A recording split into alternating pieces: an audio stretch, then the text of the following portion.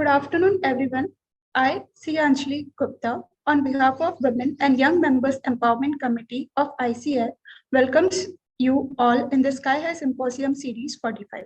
Sky High Symposium is a Wednesday series of programs conducted by the committee for the women and young members. It is one of the committee's initiative to not only disseminate information to members on technical updation and non-technical skills, but to empower and inspire them to come at forefront and realize their verbal skills at public forum. Today, we are going to cover sessions on appeal before CIT appeals and how to express yourself. For our first session, we have Ms. Rupal Shah, who is practicing chartered accountant since 2015 and have 5 years of industry experience with KPMG. She has completed her CA in 2009 and secured AIR 8 in CA Foundation and 49 in CA Intermediate. She qualified her DSA in 2014. She is majorly practicing in direct tax and regularly appearing before ITAT and CIT appeals. She is presently holding positions at RHDP and Company LLP as a partner. She is also member of Managing Committee and convener of Direct Tax and Law and Representation Committee at the Malad Chamber of Tax and Consultant. She had made various contributions towards the profession. She is member of compilers team of budget publication and contributor to the legal updates in newsletter of Malad Chamber of Tax Consultant. She also contributed in treasury area from KPMG in the guidance note on the audit of banks 2013 issued by ICAI. She has been faculty at various programs of ICAI. Her social contributions include imparting English education to poor students at an NGO and working for medical relief and education support at Trust. Now, I would like to invite Ms. Rupal ma'am to proceed with the session. Thank you. Thank you, Ms. Anjali, for the nice introduction. I also thank you, ICI and Women and Young Members Empowerment Committee, for this opportunity to present my ideas before the women and young members. So, our topic today is appeal before Commissioner of Income Tax appeals.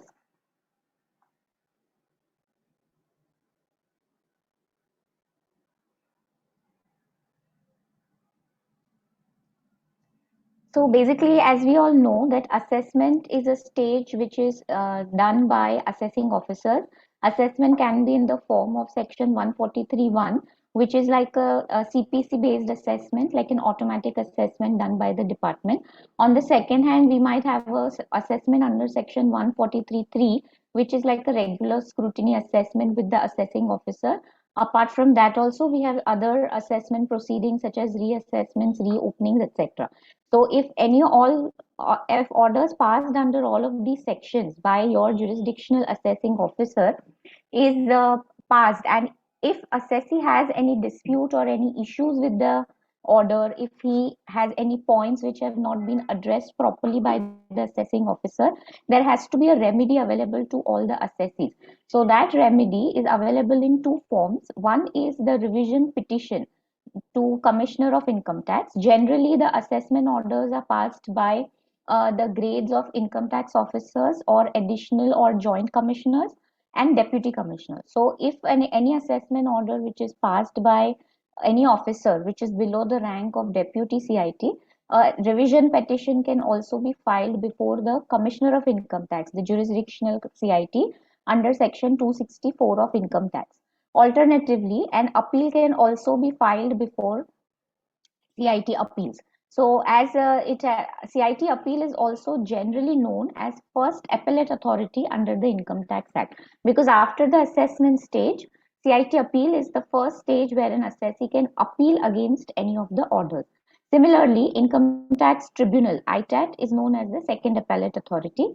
After that, you have High Court, and after that, you have Supreme Court.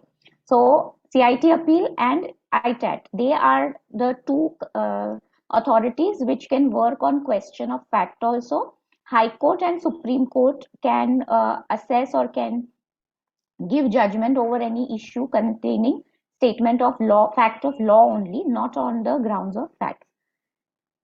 So, because it is a fact finding, CIT appeal is the first fact finding authority in case of any appeal. any appeal before CIT appeals is also the best opportunity. Sometimes what happens is assessing officers are raising some issues. Now, as we all know, assessments are being done under the faceless scheme. So we are not able to go and meet the assessing officers.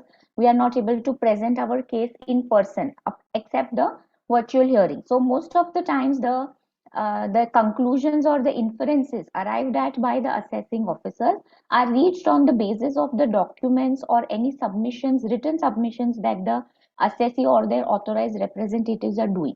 In that case, what is happening is sometimes there is a miscommunication or there is a difference in understanding between what the assessee is trying to convey and what the assessing officer is understanding.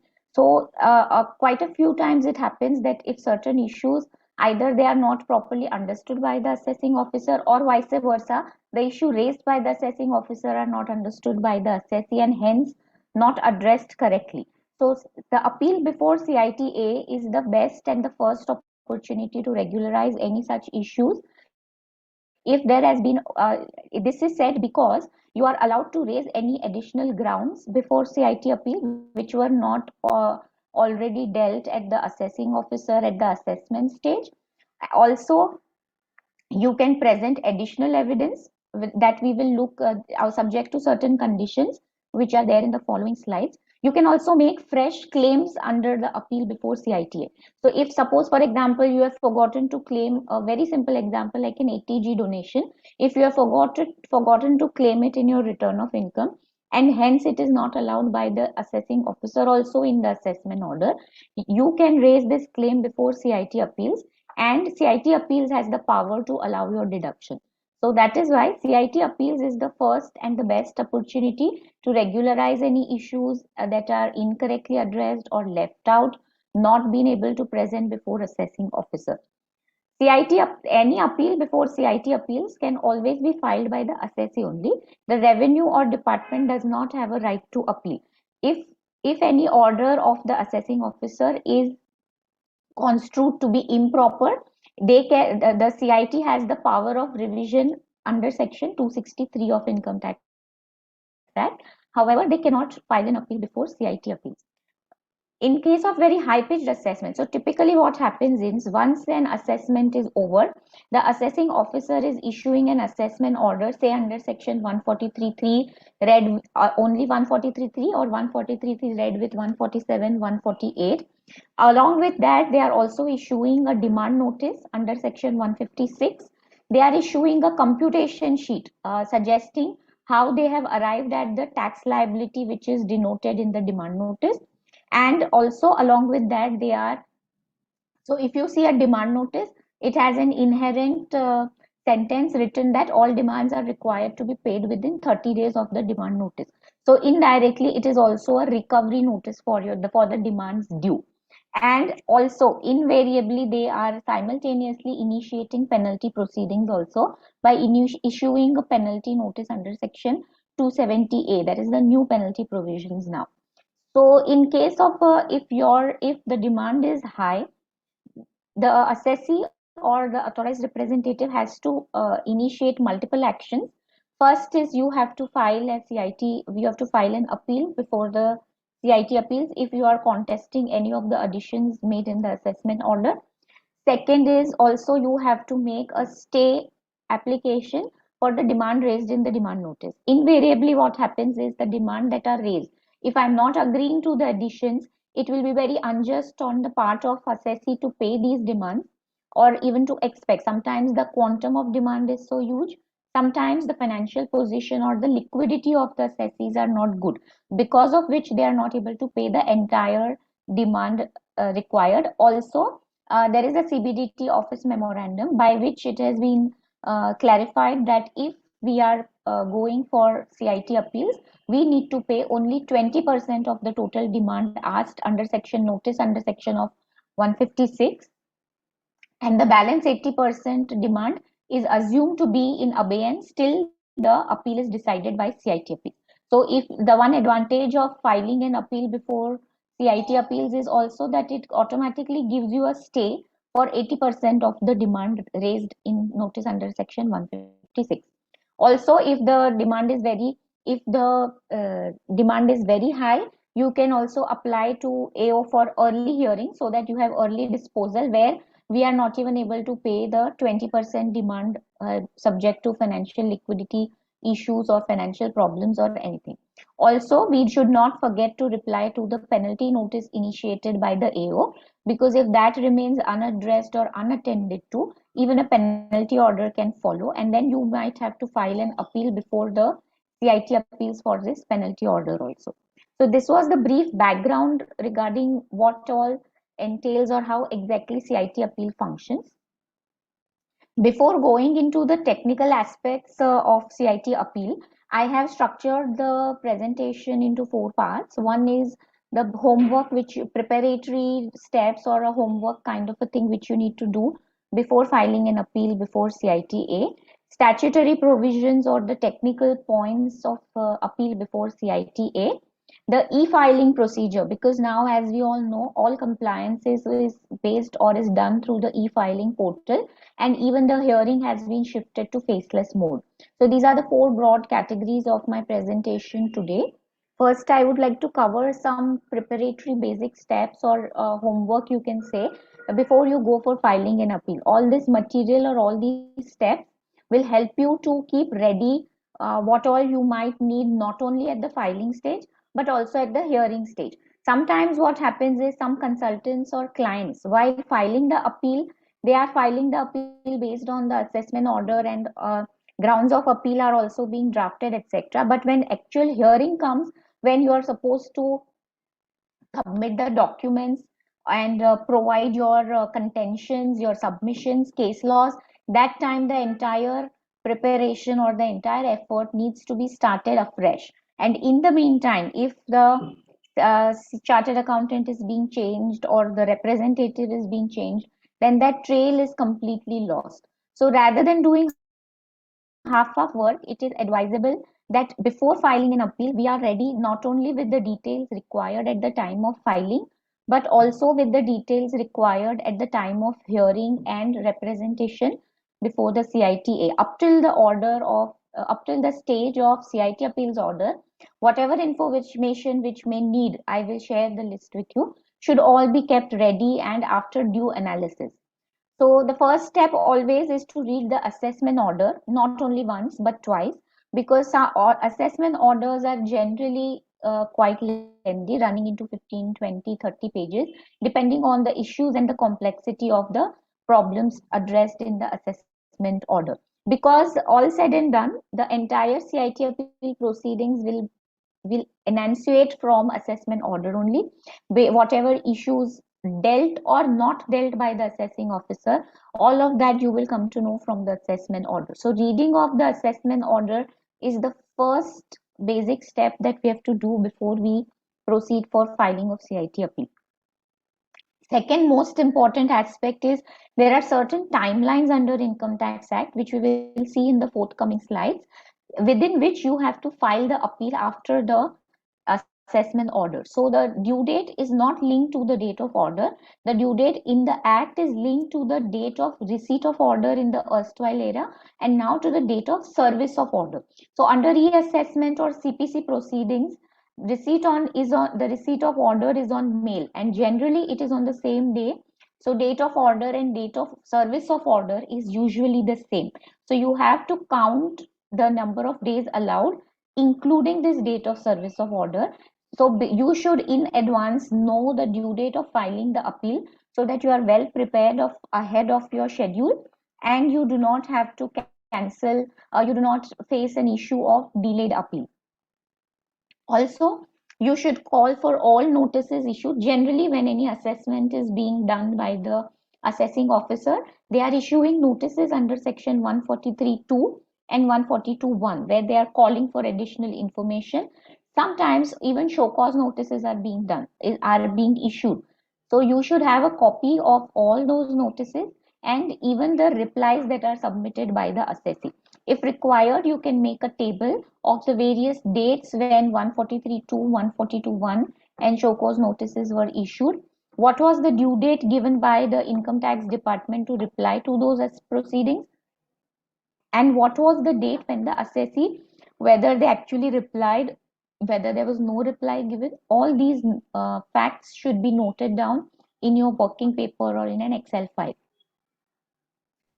If the assessee is not in possession of that, now under the faceless assessment era, you can get it from the e-proceeding tab of your e-filing account. All notice copies, all submissions, acknowledgements, everything you can get from that e-filing website. If the assessment is in course of a survey, search or assessment reassessment proceedings, you should also have all records of AO where the AO has placed reliance. That is the statement of third parties, any incriminating material found during search based on which the assessing officer has relied upon in his order. All these material you should have it on record. If it is not there, you must write to the assessing officer through your email, and you can get it. You must have a copy of those. Any Also, you have to ascertain that once after reading of the assessment order, that any addition or disallowance made by the assessing officer, whether the assessee has submitted its response, any evidences, any supporting documents for each of the allowances and disallowance. So sometimes what happens is, for example, let's say a disallowance of a club expenses. So it may so happen that assessee has not produced any documentary evidence before assessing officer to prove that the expenses that are being disallowed are not incurred for club entrance or entertainment of the directors or anything like that. So every allowance and disallowance which is mentioned in the order, you should have documentary evidence supporting the case why it should not be added or it should not be disallowed. And you have to also ascertain whether it was submitted at the assessment stage. There are rules of additional evidence before CITA. As I said, it is a first authority, so you can make fresh claims. You can also give new documents which you could not present before the assessing officer. So all that list should also be ready with you. Also, if there is any point where the assessee did not have any evidence at that time, you must also ascertain whether it is possible to get that additional evidence within the time frame allowed to file the CIT appeal. As I said, you have certain number of days after the receipt of the order to file your CIT appeal. If it is possible to arrange that additional evidence within that time window, then it should certainly be collected and presented before the CIT appeals for a careful consideration. In cases of reopening, it is always imperative, in fact compulsory, to take the general ground of reopening, as in you have to include a ground of appeal in your CITA objecting to the entire reopening assessment.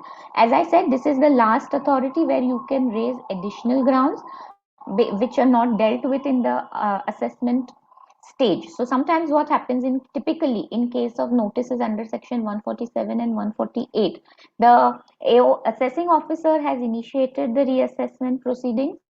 The assessee has also participated in the entire proceedings and never objected to that reopening or reassessment. So it is very important, if not done at the assessment stage, you should always take an objection against the reassessment or reopening proceedings at the CIT appeal stage.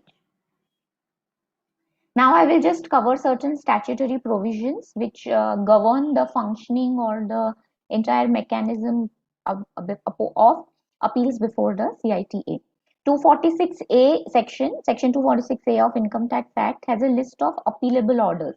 So there is a whole list of sections under which the assessment orders that are passed are appealable before CITA. Now that is, there are various judgments where it has been decided it is an exhaustive list, meaning that if any order, any type of order, it is not included in 246A or 248, it is not an appealable order before CITA.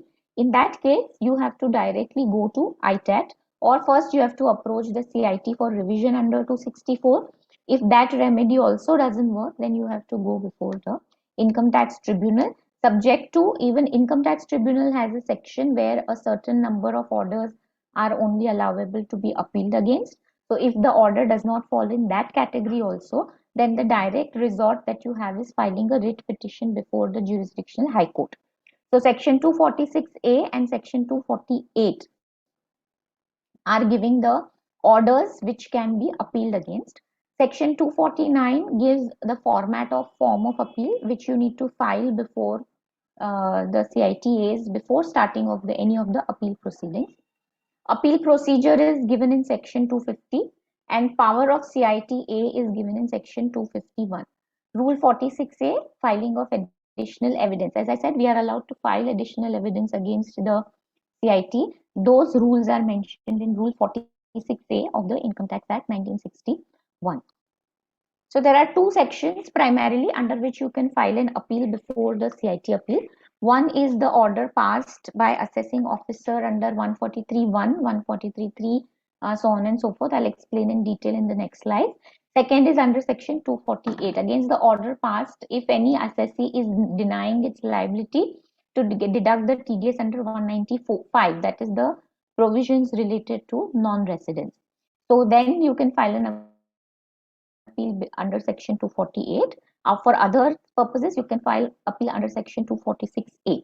143.1 or 208, these are the TDS orders. 206CB is TCS orders. So any intimation where assessee objects to making of adjustment in the return already filed by the assessee, whether it is an income tax return, TDS return or TCS return, those orders can be filed against CIT appeals. Interestingly, if you might be aware, 143.1 and 143.3 are the assessment orders. Sometimes it happens that there are very mistakes which are apparent from record. For example, TDS mismatch, which was actually there in the 26 years, but the credit was not given by the CPC or the assessing officer. Then you will have an order under section 154, which is also known as a rectification order. Interestingly, 154 section is not given in 246A. So any of the orders, even if they are rectified under section 154, then appeal cannot be filed before CITA. You again have to take recourse to the original order under 143.1 or 143.3 and then file an appeal against that. In all probabilities, when after 143.1 or 143.3, if you have also received an 154, then original timeline of filing an appeal must have got elapsed. So in that case, your case will come under delay of appeal and the consequences will follow. But irrespective of that, you have to file an appeal against the order under section 143.1 or 143.3 only. You cannot file an appeal against an order under section 154. Other sections where appeal before CIT appeals is allowed is scrutiny assessments, best judgment, income escaping assessment, reassessment, assessment or reassessment in search cases, treating the assessee as an agent, and assessment after partition of HUF in the hand of the co-partner. All these orders can be filed before the CITA. 201, 206, all these are pertaining to uh, TDS and TCS. Even penalty orders under section 270, that is a new penalty chapters 21, new as the penalty provisions introduced with effect from AY 2021.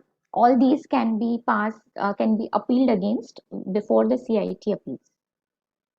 Just as I said, there can be certain orders against which appeal is not allowed.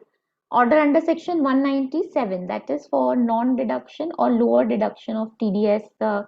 If an order is passed under 197, appeal before CIT is not available to the assessee.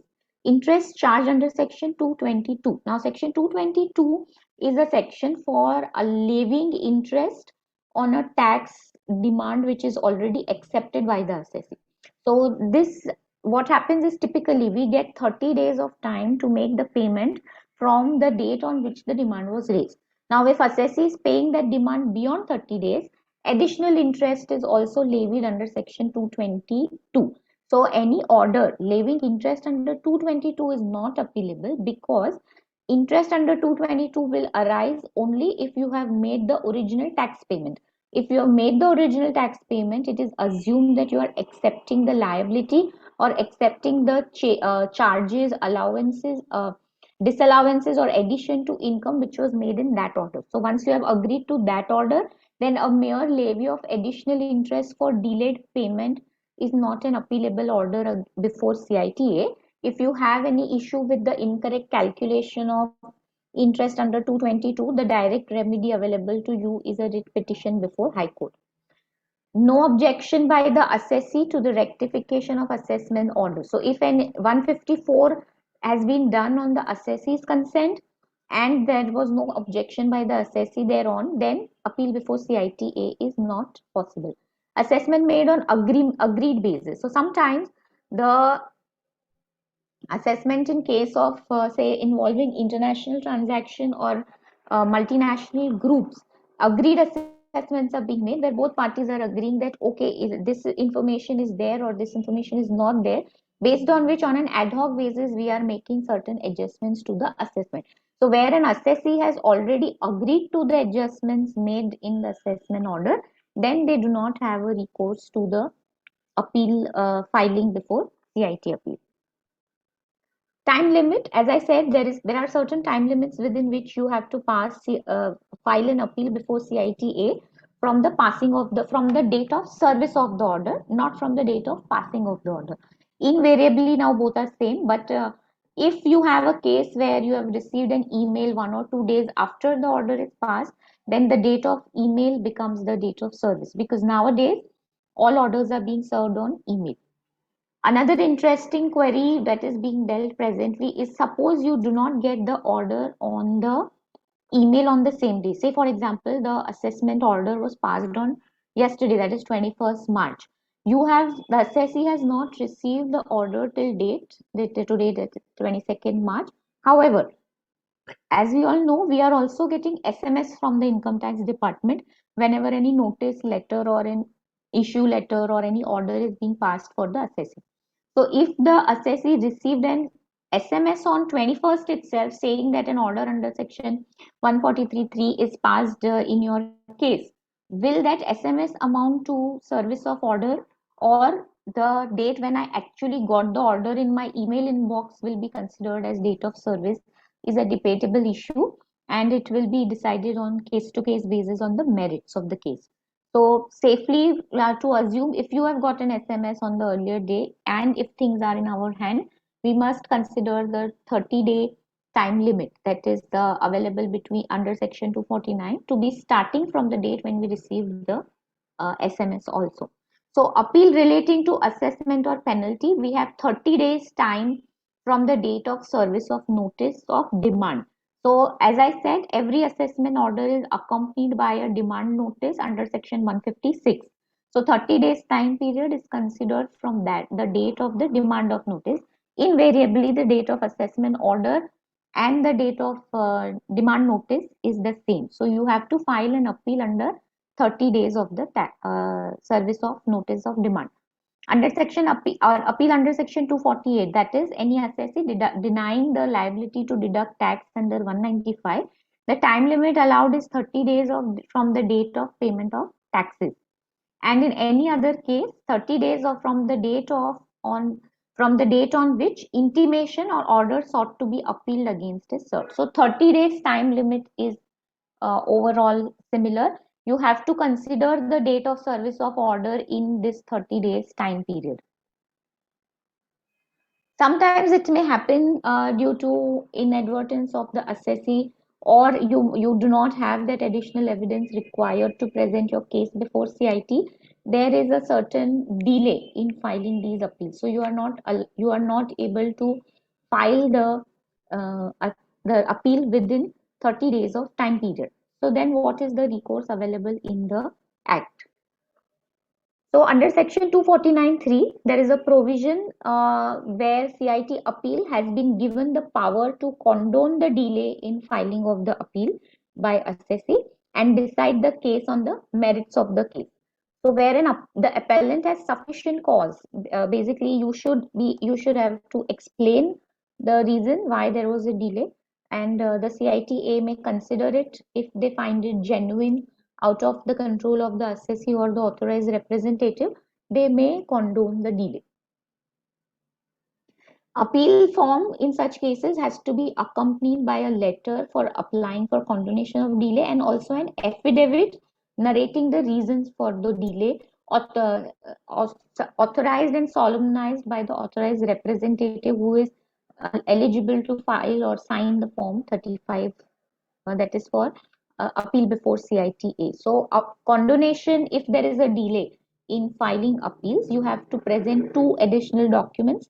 One is the letter of application for condonation of delay, and second is affidavit for condonation of delay narrating the reasons why there was a delay.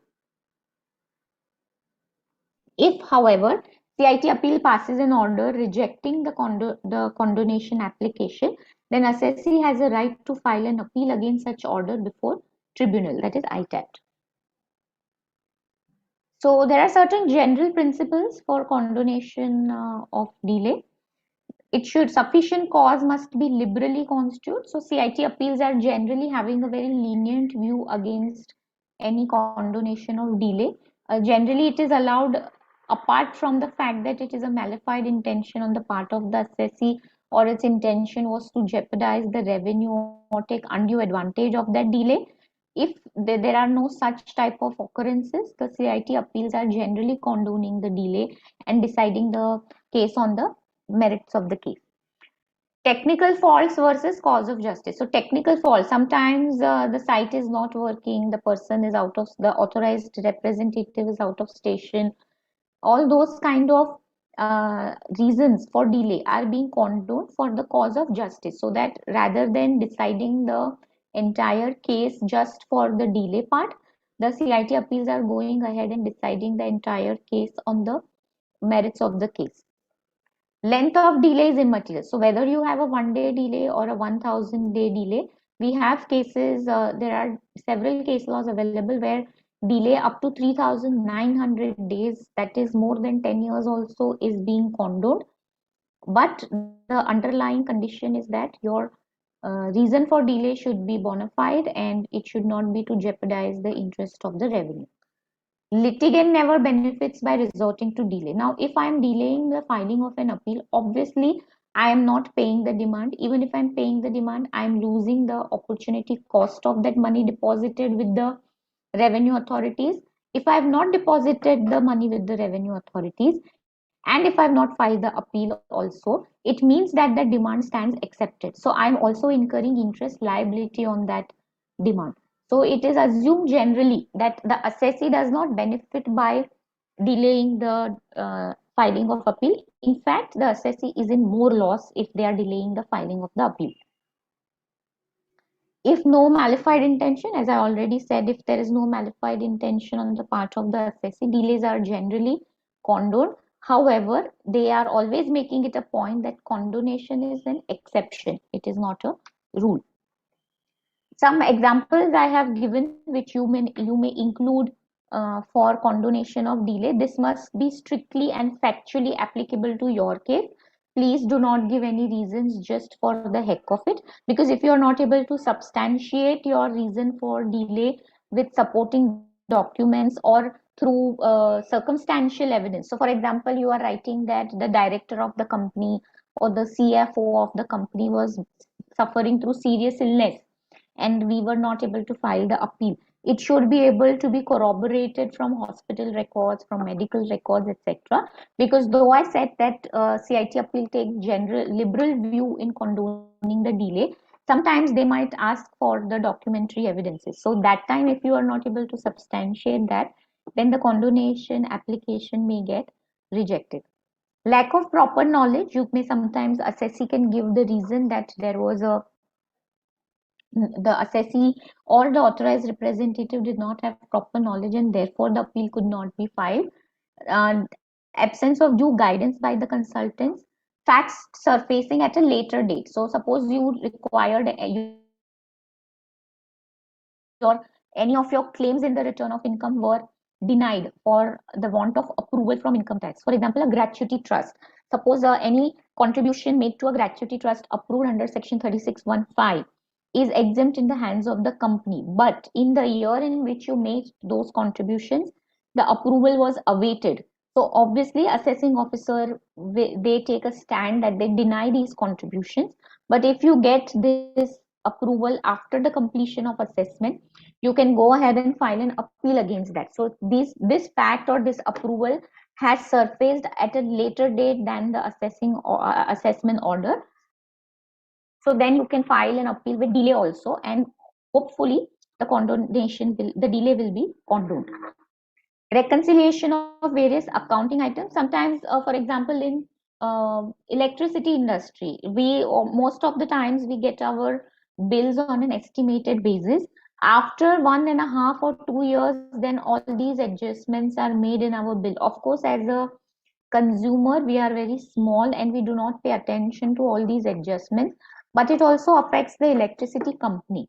So if I have declared 100 crores as an electricity company, if I have declared 100 crores as my income in a particular year, and after 1.5 years with the electricity board and the electricity generation companies, any adjustments are coming by way of which my revenue is reducing, then I can go ahead and file an appeal with the CITA to recalculate my tax liability based on these year-end adjustments. Computer getting infected, repaired later on is also a condonation reason, you can say. Though these reasons are some reasons I have enlisted over here which you can give. Similarly, there are some reasons which you should avoid, strictly avoid for not getting a difficult hand from the CITA, is that you forgot to file the appeal through oversight. That is a very lame reason to give. Please do not give that. Most probably the condonation application will be rejected rather than being accepted.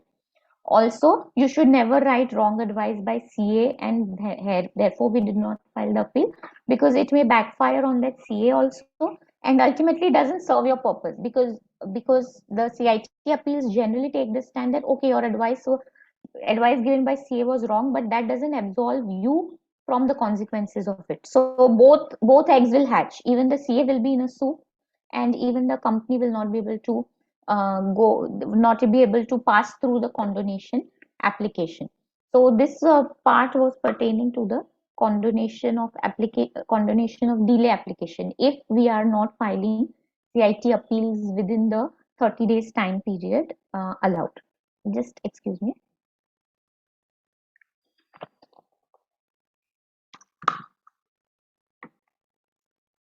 Okay, filing any appeal before CIT appeals also includes some some amount of fees to be paid, where total income or loss computed by AO is 1 lakh rupees or less. CIT appeal fees is 250. Where total income is 1 lakh to 2 lakh, appeal fees is 500. Beyond 2 lakhs is 1,000, and any other subject matter it is 250. So in case of assessed loss, the minimum fees will still be 250. You can pay this fees by way of a regular assessment challan only, through Altas or now through e-filing. For that assessment year under tax code of 400, you can pay these appeal fees. Interestingly, if the CIT appeal is decided against you, this fees is not refundable. So this is like a cost of appeal for filing an appeal before CITA. It will not be refunded, neither will it be considered against the tax payments. It is, though it is filed under the code of self-assessment tax, that is 300, but still it will not be eligible to be considered in the total payment of taxes by the assessee. Another important condition for filing an appeal before CIT is given in section 249 subsection 4. Before filing an appeal, the entire tax. So there are two parts. One is a certain amount of income must have been declared by the assessee, and a certain tax would have been payable on that income. After that, assessment procedure was carried on. Certain additions or disallowances were made, and there was a certain additional tax on that. Tax liability was ascertained on that additions or disallowances. So section 249 subsection 4 requires that the assessee has paid the entire tax on the income which it declared. So for example, I declared an income of 5 lakhs, tax payable on that was 35,000 for example purposes. Now, and another 3 lakhs addition was made in the assessment. So now my total income is 8 lakhs. and the amount ascertained under demand notice is say 55,000. So I have an additional tax of 55,000 to pay on the total additions made under my income. So I have to, it is very important to pay the original tax of 35,000 on the original income that I had declared.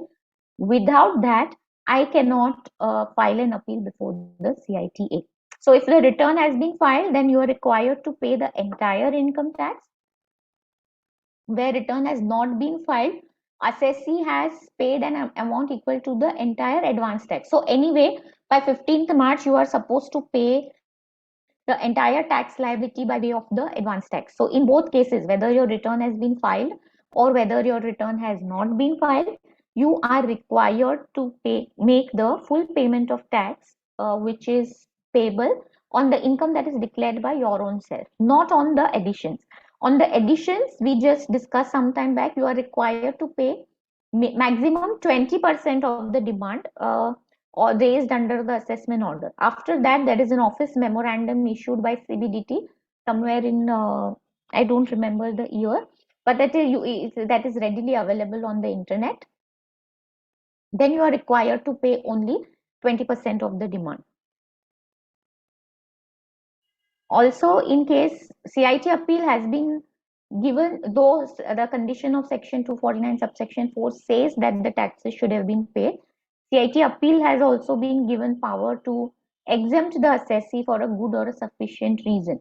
But most probably generally, I have seen that the CIT appeal are not allowing this exemption. Payment of taxes is a necessary condition. Okay, now we are going on to the third stage of the presentation, that is the e-filing of appeal. Now, I think somewhere from the year 2002 or 2000, the manual filing of CIT appeals has been discontinued. Everything has been brought on to the e-filing portal of the assessees. We can e-file the appeal. So we have to log into the assessees user account in income tax e-filing website. You have to go to e-menu, e-filing under income tax forms. There are two options: income tax returns and income tax forms. So under income tax form, there is an option called file form, and in that you have to select form 35 and select submission mode as prepare and submit online. Select the national faceless appellant authority. You have to also select the appeal authority. But now from 2020, that is from the COVID times, I think the entire CIT appeal has been moved to faceless platform. So National Faceless Appeal Center, NFAC, you have to select. Fill up the details in form 35. We will see the contents of form 35 in some short time. And verification part. Along with form 35, that is the application for CITA, following documents should also be filed. Order against which appeal is being filed, that is 143.1, 143.3, 147. Any order, notice of demand under section 156, that is accompanied by that order. In case of appeal against penalty, then you have to attach the penalty order. Along with that, you have to attach the assessment order against which that penalty was initiated. And certain other attachments are also generally being submitted by all the authorized representatives, that is SOF, statement of facts, grounds of appeal, appeal fees challan, the 250 or 1000 rupees appeal fees challan, and any other documents, that is the additional evidence if you have to submit anything. All these attachments have to be submitted with form 35 on the website only. Attachment must not exceed 50 MB in size and must be in PDF and zip format only. Excel or Word or other formats are not allowed. Only PDF and zip files are allowed. Appeal is also required to be e-verified through DSC or EVC as the case may be. So if you are a private limited company or a assessee under tax audit, DSC becomes compulsory. For all other types of assessee, EVC is compulsory. By a person who is authorized to verify the income tax return. So a director, partner, authorized representative, whoever is authorized on that e-filing portal to verify the income tax return is also authorized to verify form 35. Now, certain tips for drafting the grounds of appeal and statement of facts. So, see, as I said, for CIT appeal is the first authority where you can present your case in detail. So, drafting of Form 35 also becomes extremely important because if the assessment order is against you, most probably there are some points of the assessee or certain documents which were not correctly understood by the assessing officer, and hence the order is against the assessee. So Form 35 is your second chance to explain what went wrong or what is correct but not correctly considered by the assessing officer. So grounds of appeal, that is the grounds or the reason why you are under appeal, that is one part of Form 35. Statement of facts is like your story of assessment, what happened in assessment, what kind of notices were issued, what replies were given to those notices, whether the assessing officer included anything, excluded anything, did not refer anything. All those facts you can narrate to the CIT appeals in statement of facts under Form 35. So, the statement of facts and grounds of appeal becomes your messenger to CITA, and first impression is last impression. So both these documents should be drafted with extreme care and diligence. Certain uh, general points for drafting of grounds of appeal. There is no fixed format given by the CIT or CBDT for drafting the grounds of appeal, but by trade practice over all these years, there has been a certain format which is largely being followed by majority of the consultants and chartered accountants. So grounds of appeal should be precise, comprehensive, clear, and numbered. So 1, 2, 3, 4, it should be numbered so that the CIT appeal on first glance can understand how many grounds you are raising. Because generally the CIT appeal order is dealt with ground wise. So one ground, two, second ground, third ground, fourth ground. So your grounds must be numbered so easily anybody can correlate that CIT appeal is discussing which ground. The grounds of appeal is not your battlefield, so they should not be argumentative. They should not be accusing anybody of anything. They should merely state the point of law. They should also not be narrative. Grounds of appeal should be very concise, sticking to the point. Not writing long stories is not allowed in grounds of appeal. It should be based on law point as well as merit point. So you either your ground of appeal can be on the law, that your assessing officer has not understood or not construed a certain provision in the correct manner, or they have misunderstood the facts or any factual information like the date of payment of provident fund or any other dates, any amounts which are incorrectly considered by the assessing officer. Both these things can be covered under ground of appeal. Again, the order of ground of appeal should match with the additions dealt with in the assessment order. Sometimes in assessment order also there are multiple additions. Sometimes it may happen that out of 5 additions that the assessing officer has done, the client is accepting 2 and contesting only 3 additions in the CITA. So the grounds of appeal should be in the order of the adjustments or the additions made in the assessment order so that the correlation becomes very smooth. Separate ground for each addition. You should not club 2 to 3 additions together because then it becomes confusing and difficult to understand for CIT appeal. Statement of facts should not be mixed with grounds of appeal. This is the basic rule of thumb or the thumb rule in CIT appeals. You should be very well aware of what comes under grounds of appeal and what comes under statement of fact. You should not mix both of them. It should must mention a general ground of appeal. This is just from my experience that I am sharing. The ground should be drafted said the appellant craves leave to add, alter, amend, withdraw any or all grounds of appeal before or at the time of appeal proceedings. As I told you that under CIT appeals, it is allowed to make any fresh claims, add any grounds, etc. So if you have this general clause in your original ground of appeal, it just strengthens your case. Levy of interest, if any, should be taken as a ground of appeal. So as when we went through the sections of income tax against which a CIT appeal is allowed. Section 234 ABC, that are the interest levying sections that are not there in the list of orders which can be appealed against. So the levy of interest under 234 ABC on the demand raised should be included as an additional ground in the grounds of appeal itself. Drafting of statement of facts, no format or order as same as grounds of appeal. There is no format or order. It should have only facts and not the law points. Law points should be covered in grounds of appeal. Facts, or you can say the entire story of the assessment, should be mentioned in the statement of facts. Now, when we said grounds of appeal should be precise and very comprehensive, to the point, and short drafted, statement of facts can be in a lengthy form because it has to explain the entire assessment to the CITA.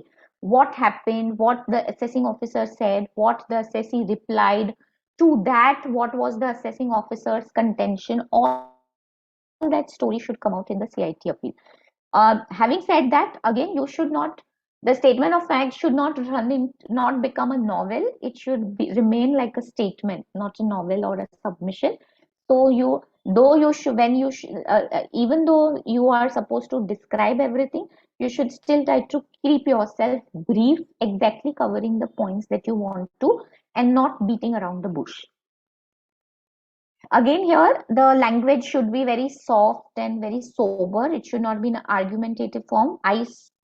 We submitted to the assessing officer, but they still did not consider, they did not listen to us.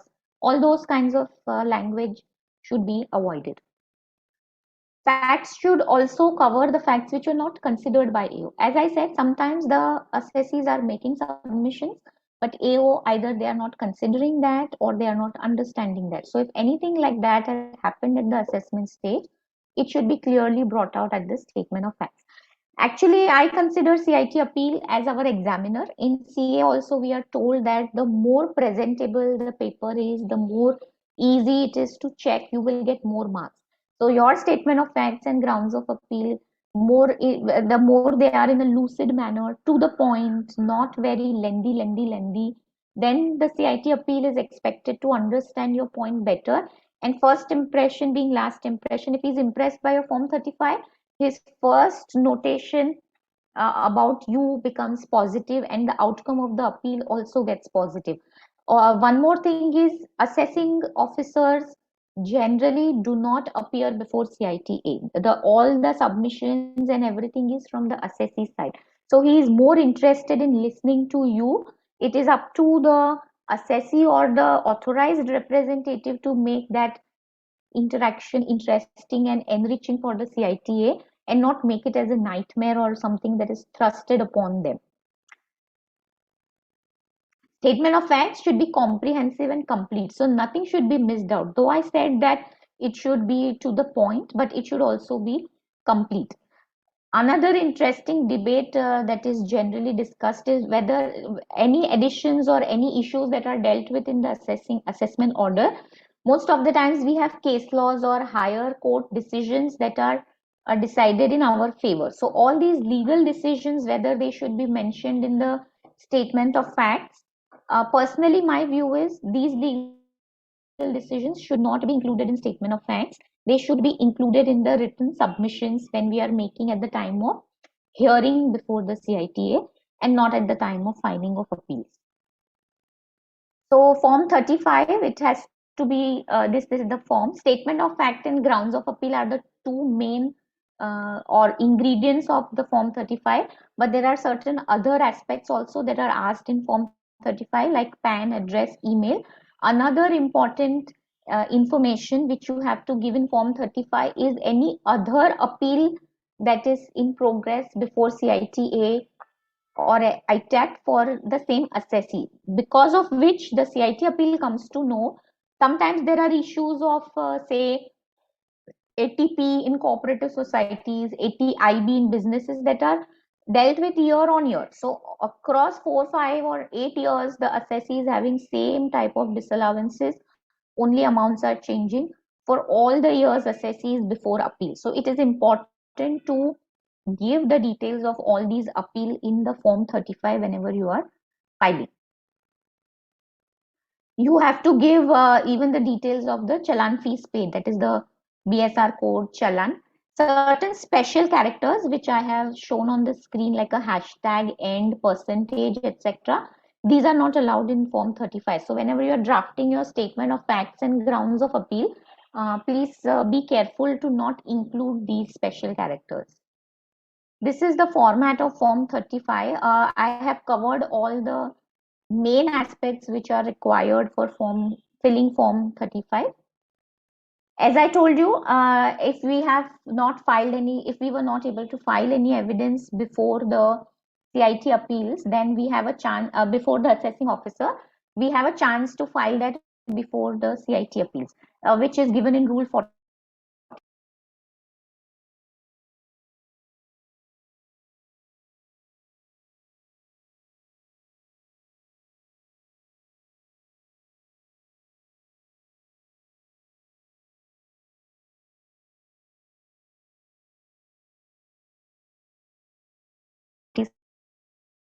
Under Rule 46A,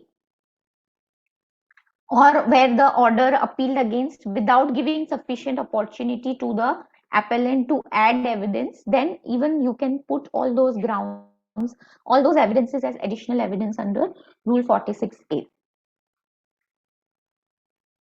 Faceless Appeal Scheme 2021. As we all know, from 2020, in the budget speech, in the speech given by Narendra Modi during COVID lockdown, when they introduced TOLA, they have said that all CIT appeal proceedings will move to faceless basis, similar to assessment proceedings. So thereby now under e-proceeding tab, we are having our appeal procedures being given. So any appeal that you file, either you can see view notices here. So all the notices will be available in one place. If any hearing is come now, recently after this budget, firstly what used to happen is all the appeals were moved to faceless stage. But there were no hearings happening. All the appeals were pending for long period of time. There were cases where assessee were facing genuine difficulties in terms of they've paid the demand already. If the appeal gets decided in their favor, then they are entitled to the refund. But appeals were not being disposed of for 5, 8, 10 years. So they have enabled this new feature from about in December or October 2022.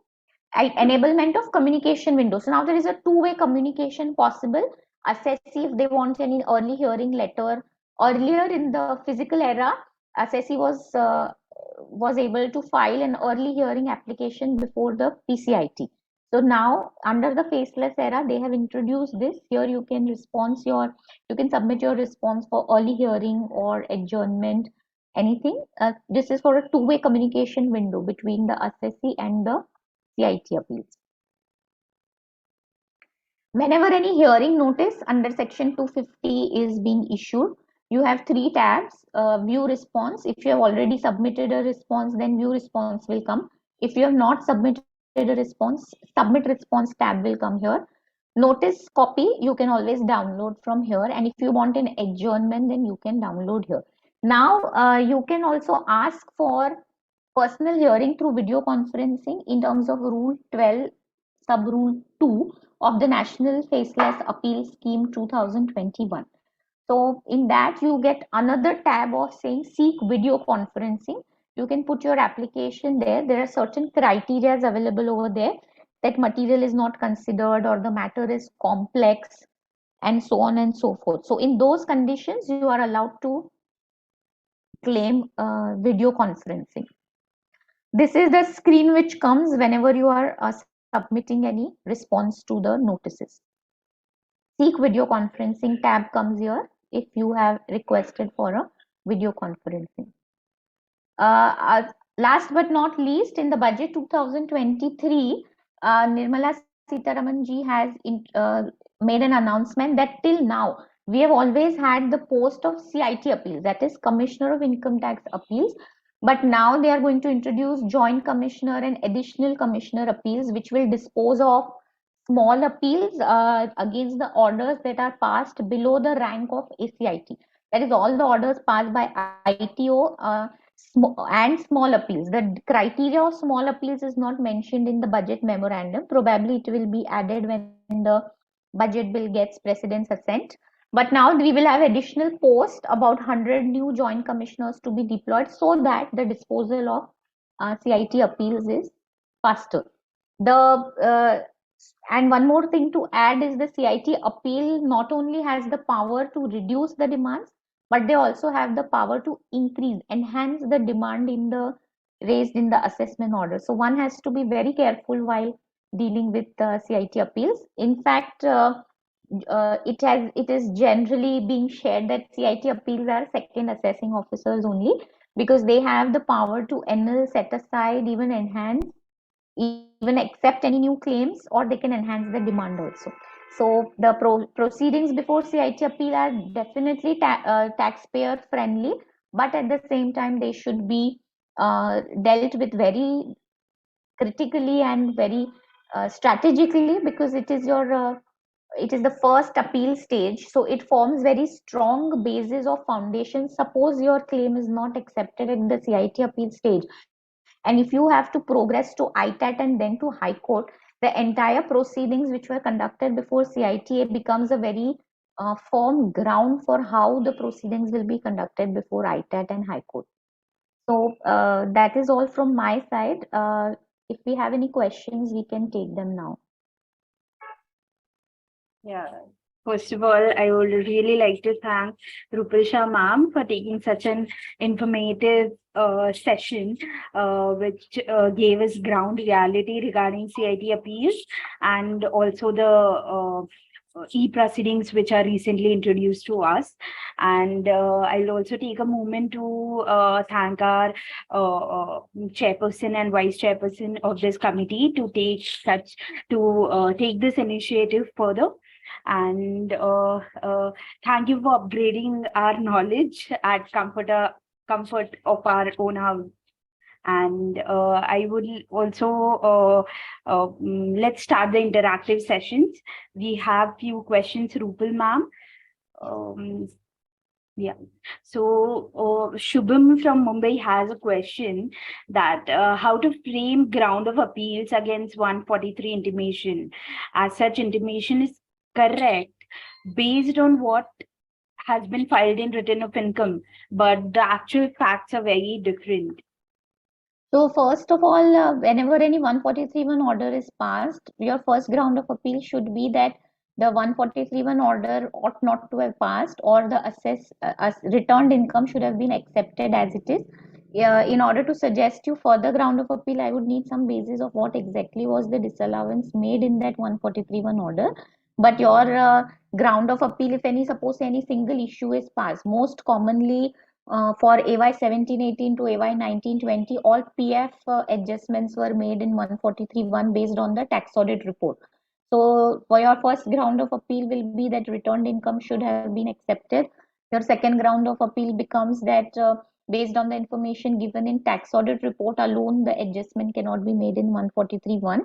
And two generic grounds which I shared in my slide also to crave to leave the ad and amend any grounds of appeal. So that will be your general grounds of appeal. Okay. There's another question from Narendra from Jodhpur that our CIT appeals officials are prejudiced to act in favor of the revenue. So, Very interesting. so I would not take a clear stand here, but yes, I have seen very few assessment orders being reversed at the CIT appeal stage, because all said and done, CIT appeals are also employed by CBDT, so they are on the same side of the court. So yes, there has been noticed bias towards the revenue side in CIT appeal orders. So there's another question from Amit. If no incriminating materials found during search seizure and additions are made solely on basis of post search findings, how the same can be argued before CIT appeals?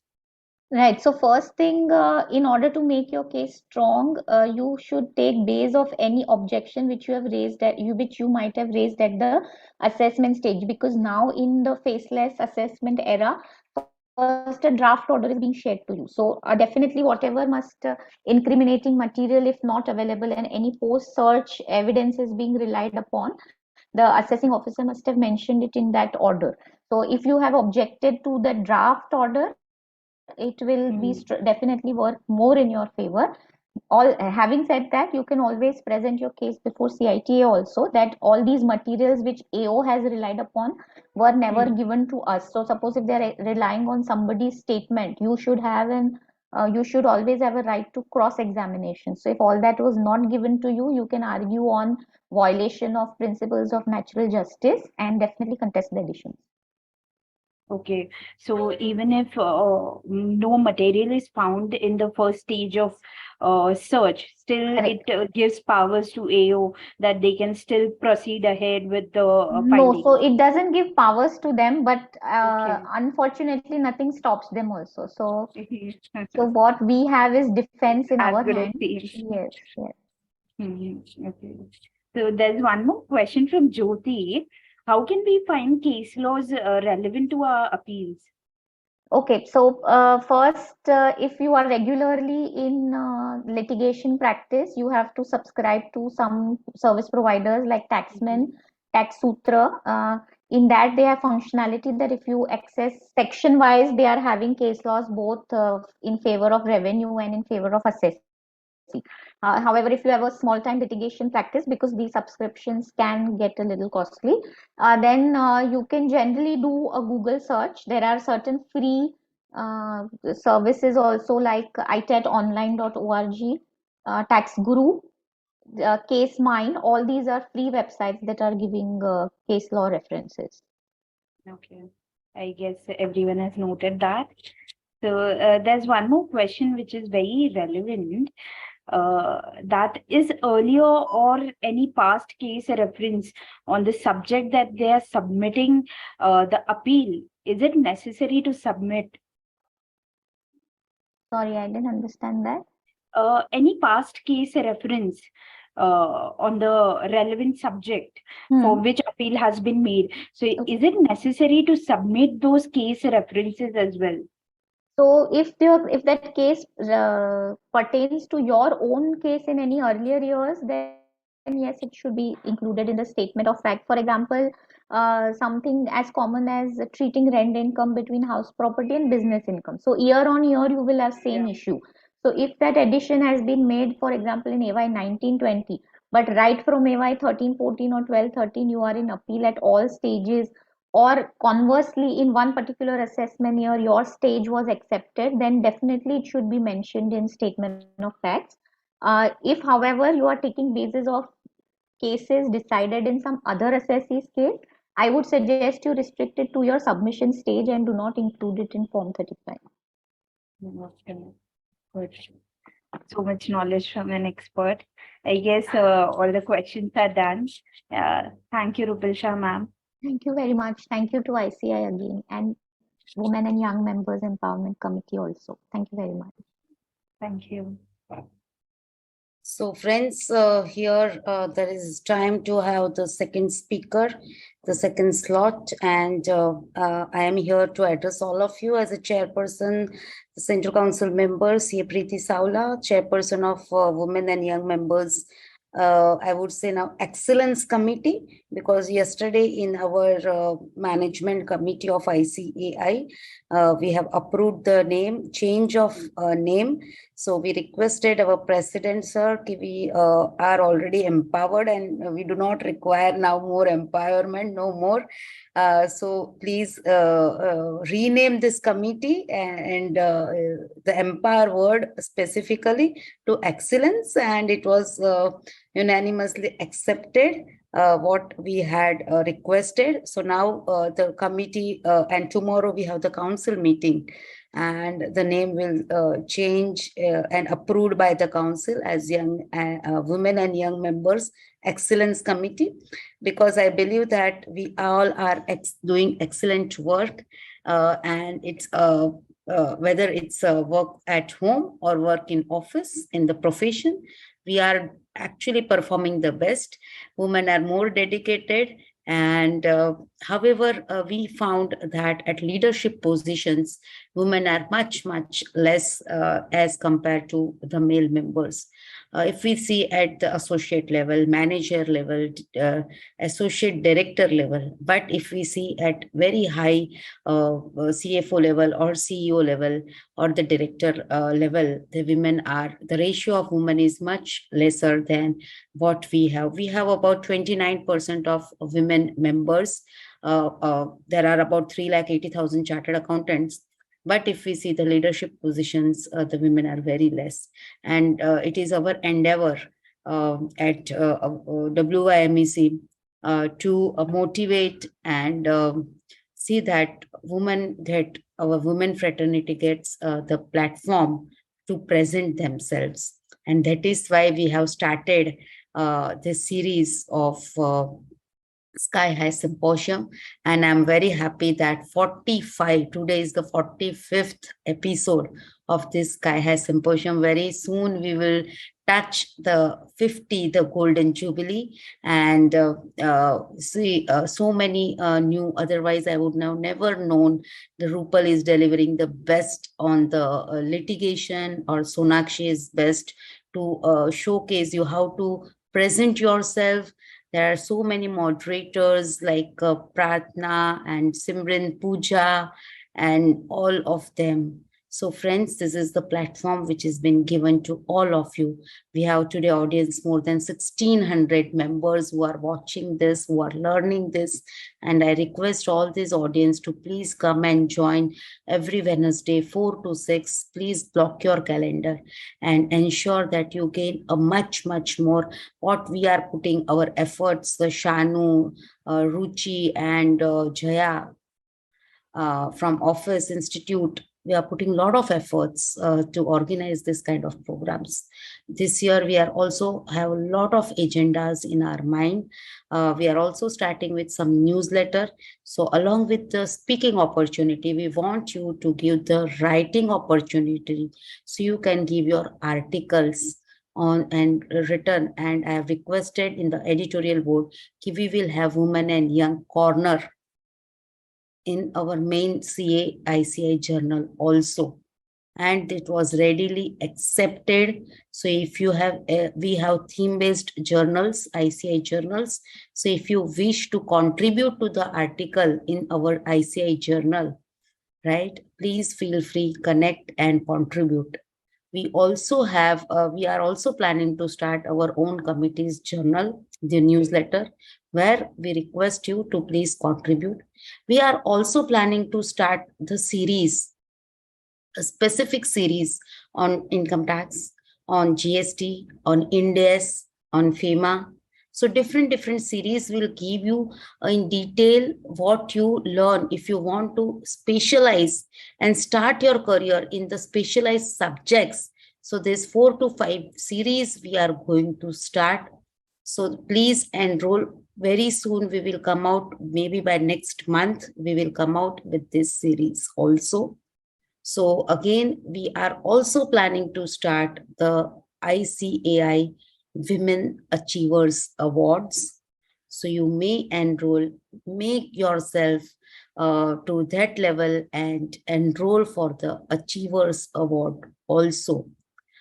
Again, in addition to this, we have, this is the 75th year of ICAI. And for that, to showcase the ICAI and our membership at large, we are planning to have ICAI Play, and which will be the ICAI CA Ki Dunia. So if you want to participate in that, please feel free to connect with me or any of the member of WYMEC, so that you all are there as a part of ICAI. You all, I can say, beautiful, intelligent women fraternity of Institute, all my members, dear members, you all are there to participate and take the ICAI flag at the next level. And I wish the career, your all career, reaches to the highest level. What you want, your goal is there, and you achieve your goal. Wish you all the best. Thank you.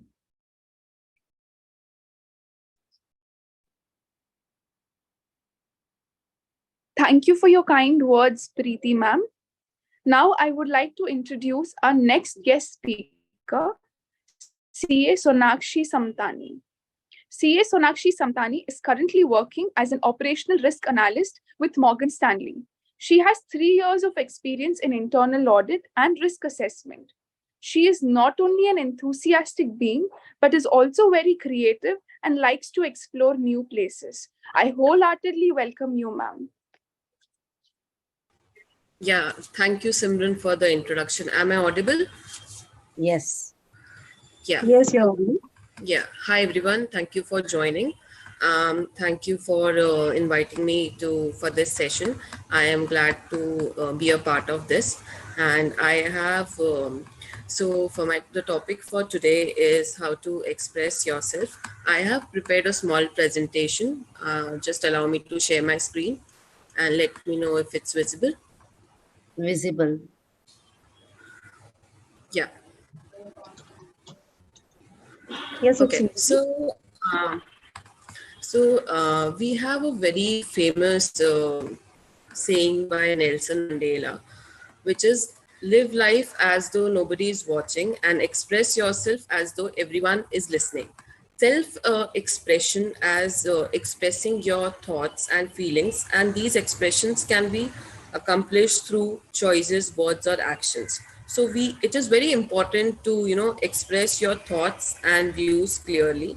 Your thoughts may be your feelings, your ideas, or your emotions, and lack of expression of thoughts may lead to suffocation of your own inner voice. So even if we are in corporates or with our friends, families, we sometimes face difficulties in expressing our own thoughts. So it is very important to listen to your inner voice and say whatever is there inside you, and express yourself fully and be who you really are. This will help you to unleash your authentic self. So we all always have one question in our mind, which is, why can't I express myself? There are different situations or where we fail to express our own selves. So there is something which holds you back, due to which you cannot express yourself. So there may be different reasons for that. Like one of them can be fear of other people's judgment or opinions. We always have a social anxiety that what the person or other people would think about you, would judge you. And this can be when you're expressing something on social media or over an email or through a voice message or any form of communication. You always have that fear. If you send an email or if you express your thoughts to someone, the other person would judge you or give an opinion about you. So this always happens when you process a lot, you manifest a lot, and think without you think a lot before expressing. And it can also be you don't know, not knowing the perfect thing to say. We always have a anxiety in our mind. Our mind starts analyzing, like, whether if I say this it is right or if it is wrong. We start overthinking and we control our thoughts. So this is how we start micromanaging other people's perception about us, which stops us from expressing ourselves and expressing our thoughts. We even have a thought that people will perceive you in a way you won't like. So the human always have a feeling that whatever other person is thinking should be good about me, but we should be okay with people not liking you, because the moment you become okay and you accepted that whatever you say the other person would not like it, so that would give you an opportunity to express your actual self, which would make you express yourself and stop manifesting and analyzing thoughts. Also, there are situations where whether you are in office or you are with your friends or your families, you stop, you hold yourself back, so that so because you have that thought in mind that if I say this, or the perception for me is always wrong, if you will say a right thing, the other person would take it wrong. So we have that impression in mind that whatever you do, people will not like it. And you are not here to impress people if you keep that thought aside of impressing people with your thoughts. And so that will help you to express yourself. So there are situations in where you face this, and maybe this slide would somehow help you to, improve yourself and express yourself to the fullest. So I'll just move to the next slide, which says how to express yourself, which is the topic for the day. You can see a picture in the right, which is a picture of a girl, and she has a lot of thoughts in her mind, which is yes, no, never, I am stuck, maybe, lost, certainly. We often have these thoughts before we communicate something. We analyze it, and then we have a fear that that this is right or wrong, or we don't have a clarity in mind. We have a mixture of emotions, thoughts, and ideas, which are all mingled up, and we need to construct them in a way so that we express it and it is clearly communicated to the audience. So we have I believe there could be 4 points which can help you to express yourself. The first one is clarity of thoughts. We have to be very clear about what we are thinking and what are the things which are not negative and which are the positive points we can keep. The second one is construct in mind, which says we need to construct the chronology of events before we speak up. Third one is clear communication, which says it can be verbal or non-verbal. It can be through verbal communication or through an email or through casting comments on a person or social media, anything. So we have to be very clear and crisp before we communicate. And the fourth one is impact on audience. We always have a thinking that this could have a negative or a positive impact on the audience. But I think we should always be ready for both the feedbacks. It can be negative or positive. So moving on to the next slide, which describes more of the clarity of thoughts. So the clarity of thoughts, no matter how many times you rehearse and reconstruct the way you are going to express your ideas, if you do not know the reason to why this is communicated, it will not get you anywhere. So you should always remember your why. Like, why do you want to communicate, or why you are doing this? So you may find yourself engaging in a conversation that will distract you from expressing your own mind. So every interaction should have a purpose, even if it is a small talk. So you should always analyze why. If you are engaging in the conversation, which will help you make sure you are speaking from a positive mindset. And if you communicate with a negative mindset, your audience will not encourage you that much, and this will not help you succeed. So always analyze it. Why do you want to communicate, and what do you want audience to understand from you? Then the second one is be clear about the thoughts and ideas you want to communicate. So there are often times where you have a lot of ideas, lot of thoughts, but you need to prioritize the ones that are important and which will help you to express it better. So for clear thoughts, there may be different things that you can consider, like exactly what you want to communicate. There may be different objectives of this communication, and you need to be clear which ones you should communicate. then you should simplify the way you are going to express your ideas. So doing a conversation or expressing which is very complex would not help the receiver or the other person to understand it or to take a idea of it. So you can just simplify the thoughts so that it is taken by the audience clearly, and this will help you to deliver the clear expectations and objectives. Now, the second one is construct in mind. So you should knit your ideas together and assemble the puzzle pieces. Like we saw in the first picture, there are a lot of ideas in mind, but you don't know which one to say or which thought would make you understandable to the audience. So you should knit your ideas together and assemble the puzzle pieces. Then you should make a mind without going in circles. So there could be a special point that you want to say. There are some key ideas that you want to express, but you need to construct them in that way. So I would say how many times you rehearse and reconstruct the way you're going to express your ideas. If you do not remember the reason and why do you want it, that would help you in miscommunication. So you can organize your thoughts and in a structured way.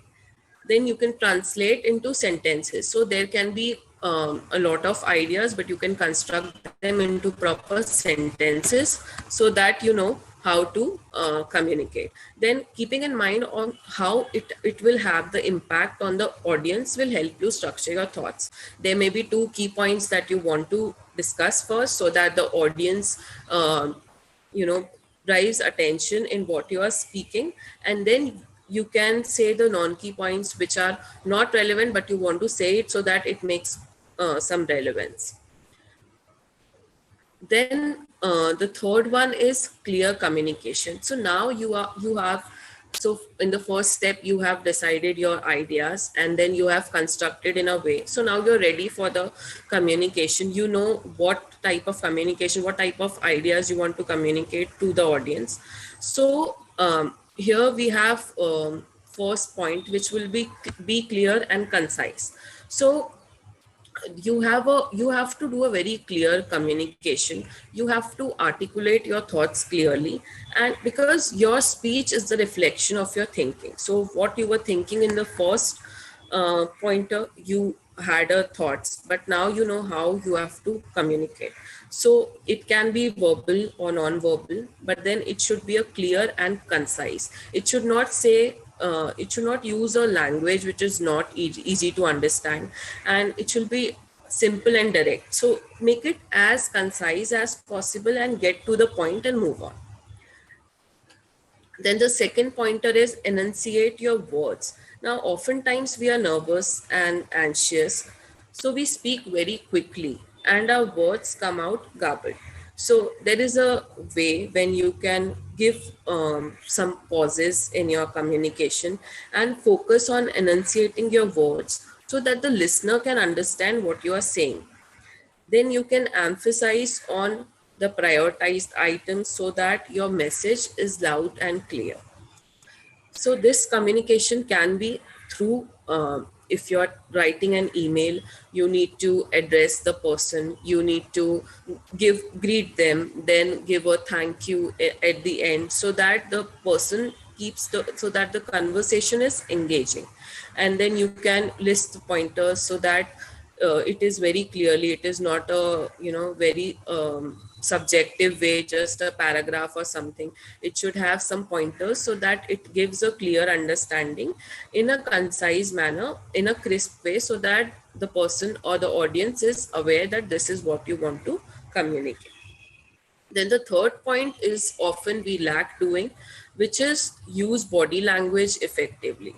So body language, the first thing that comes in my mind when I say body language, it should be eye contact. When you are talking to a person, you should have a proper eye contact so that the person has confidence and you also show a level of confidence to the person. And that shows your, that you're speaking the truth and you are speaking from your heart.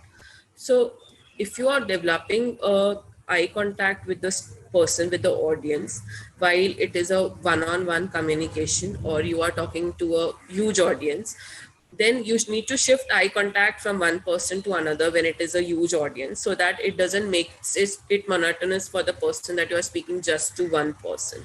So if you make an eye contact, you will engage the conversation. And the second thing that comes in my mind when I say body language is your gestures, your postures. So your hand gestures and the way you stand or the way you give your appearance to a person, that would matter a lot. So your facial expressions, that would influence how your message is communicated.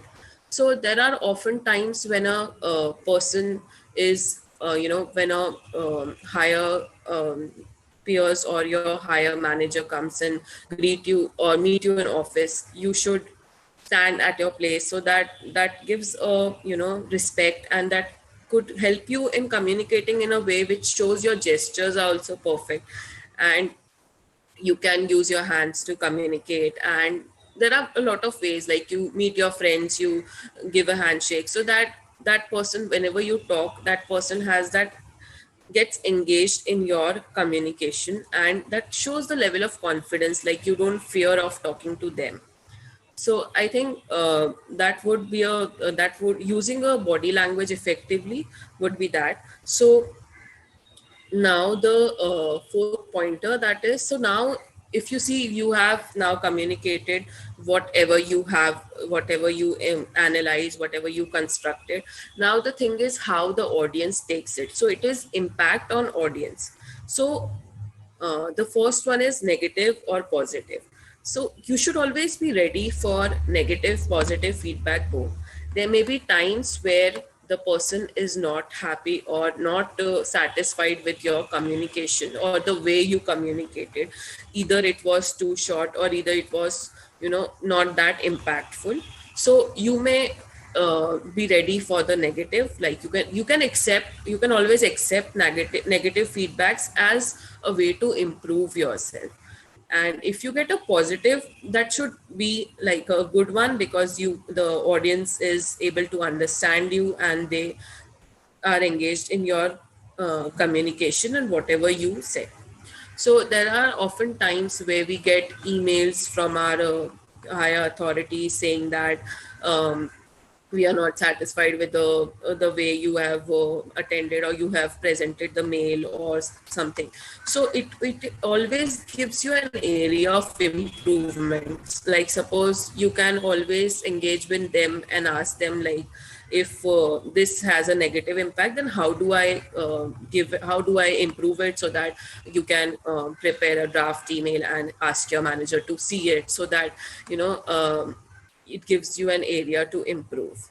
Then constructive feedback. So there are times where constructive feedback, as I said, it cannot be negative, but it is a way which shows that if you improve it, you may be able to communicate it better in future, or maybe express yourself better. So there are times where we write an message or communicate with our friends, which is very short and which is not that evident to understand. So you can always take a constructive feedback from your audience and understand the way, like how to do it better, or how to use that feedback in your career or in your other growth.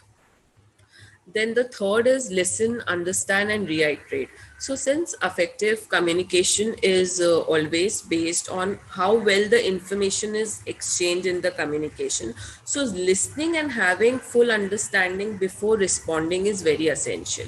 You should always listen to your audience first and then communicate. Maybe you should make sure that you do not make the conversation all about you. You should always listen. You should always be a good listener. First, listen to what, if you have said 2 sentences or you have expressed your thoughts, always listen to what thoughts audience have basis your thoughts, and then you can communicate further. This will always help you to not to dominate the conversation by just talking and just filling the pauses in the conversation.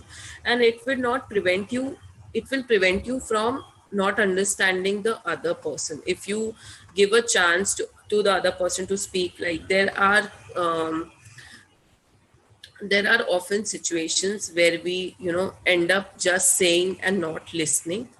That would not help you to communicate. It would be just a one-way communication. So to see how that is impacting, or how the communication, what impact it has on the audience, it should always be two-way. So you can reiterate what the person said and then take few words from their sentence and then communicate and then express your thoughts basis that. This would always be helpful to express your thoughts and in fact listen to other person's thought, what understanding. This would give you an understanding like what the person understood about you, about the thoughts, what you said, and would help you to be effective in your communication. So I believe these are the major four things that would help you in communicating better. So this can be, whenever you communicate or you want to express yourself, but there are things that hold you back. So always remember that you have to be whatever it's there. You cannot fake yourself just because you want the other person to make you to let your thoughts look good. So always have that. Don't hold yourself back. Don't manifest anything. You should just say it before and not analyze what the person would think about you.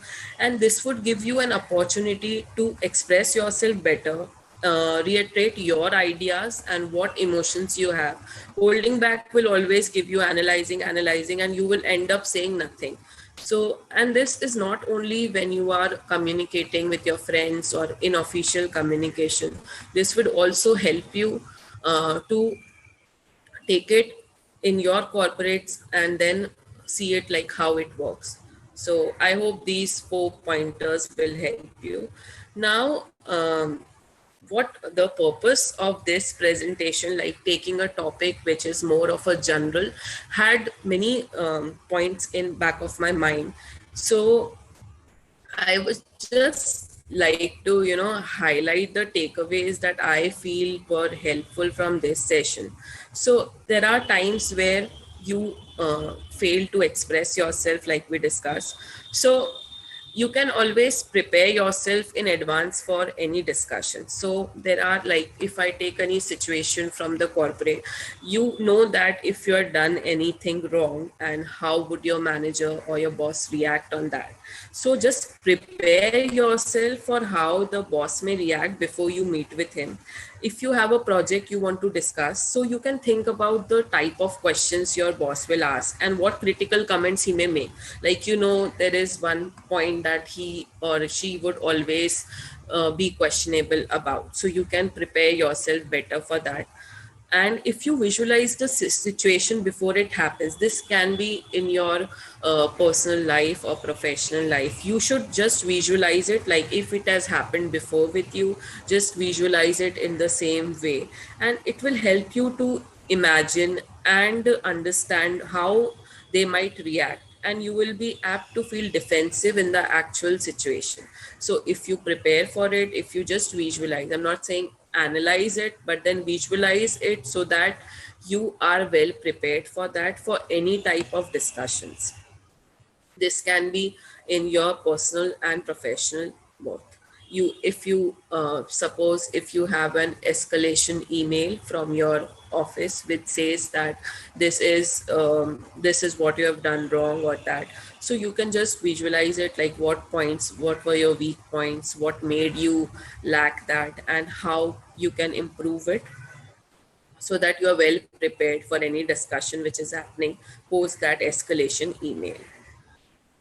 Then refuse to take criticisms personally. We often end up taking the negative comments as criticism and criticize ourselves basis that I did this wrong, so I'm facing this, or maybe something else. So you should refuse to take that. You can always smile and take a deep breath and keep your composure no matter what anybody thinks about you. and even you can demonstrate your willingness to hear that comments in future. Like if you get a criticism, you can demonstrate them that this is what makes me improve, and I am ready for these comments in future. Then ask questions. So we often end up not asking and just accepting. So if we ask questions, that will help you learn what you can do to improve when someone is criticizing your actions, or that will help you focus on the steps to make the improvements and not taking it in a defensive way. We often get offended or defensive of if somebody expresses their comments about us. So I believe these things would help you, and to better express yourself and take it as a positive way. Whenever you feel, you can analyze it, you can think about it, and then communicate. Yeah, I think that's it from my end.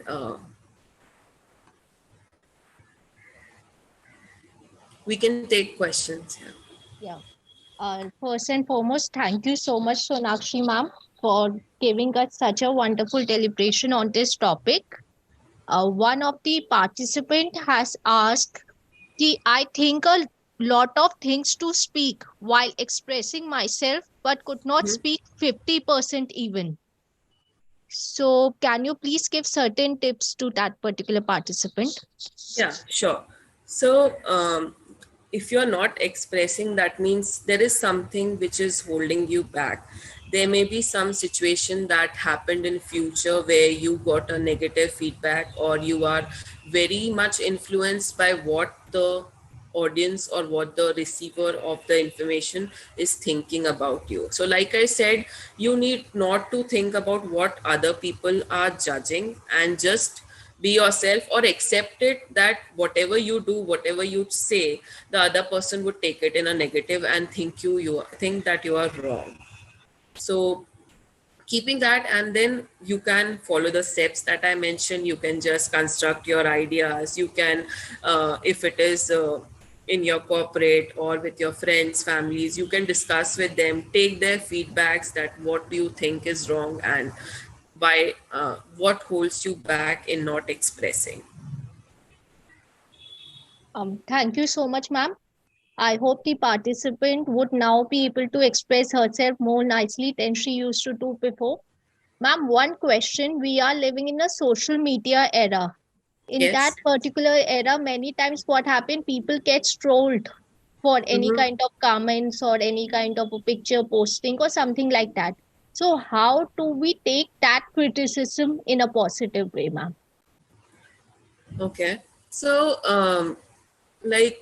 I would say people would criticize. That is, social media has now become a platform where it is a, time pass for them to just troll persons and then take it in that way. So if you would take that personally, it will always impact your life. Social media you can in fact take that as a feedback and see, and I would say you can talk to the person and understand what was the reason for trolling. Like maybe some incident or something bad happened which made him or her troll a person. So taking that and obviously always visualizing it, like maybe something wrong I did, or maybe something got offended. So not taking it in a defensive way would help you. Thank you, ma'am. Ma'am, one participant has asked how to overcome stage fear. Okay.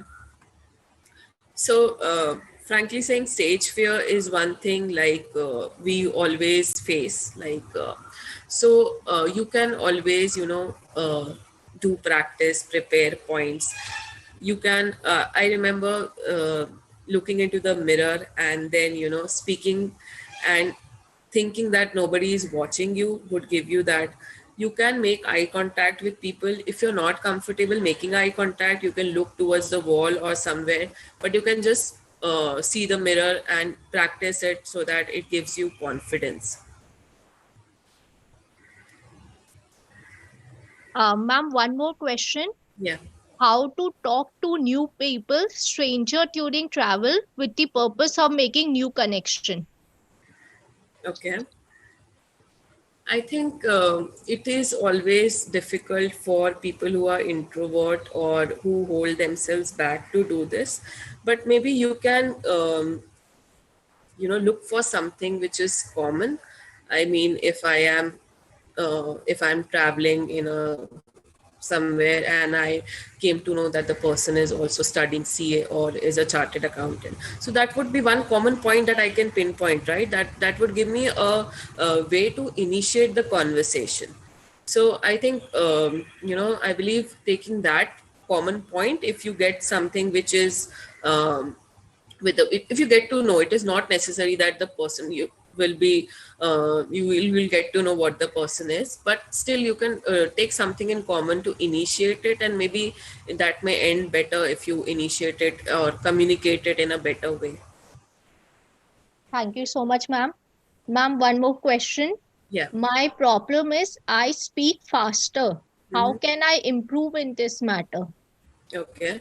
So, like I said, we speak faster when we have an anxiety. It often happens that you don't want to give the chance to other person to judge you. So you just say and then end up. So I think for that, you can give pause and give if there are some, you have some key points or there are some important, you can pause in between and wait for the reaction or the impact on of the audience, like what is their understanding.